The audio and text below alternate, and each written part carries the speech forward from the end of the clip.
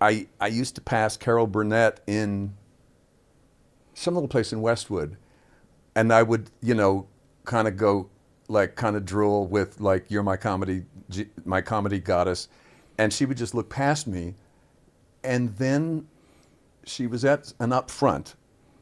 We were doing the upfront for some year of Perfect Strangers, and she was in the first row, and I had written this comedy bit for Mark Lynn Baker and myself, and nobody got it. So we're dying, but we always thought it was funny to die. To us, it was win-win. Either they get it or they don't get it, and that's even funnier. And there was 500 people there, silence, except Carol, who was screaming at every joke, screaming, because she genuinely thought it was funny, and she knew that we were tanking, and she knew that we thought it was funny that we were tanking. So she's laughing and laughing and laughing, and afterwards she threw her arms around me and said, "Do you have any idea how much I love you?" I said, well, no, because every time I see you at the Westwood Marquee, and I'm like on my knees with worship for you, you look right through me." And she said, "I've never seen you in my life, darling." And I said, "I see you every single Saturday." And she's like, "Oh, darling, how can that be?" So you don't even know. Right.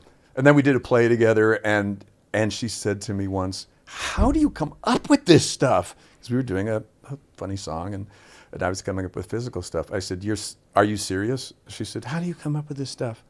I said, "Watching you when I was 12? What are you, nuts?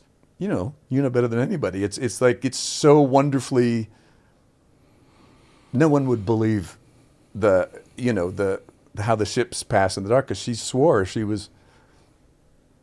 And then she was saying, what's your inspiration?" I was like, I'm holding on to her. You.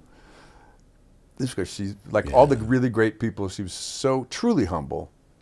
There's crappy imitation humble, which makes us gag. And then there's true humility, which is breathtaking. Right. Breathtaking every time.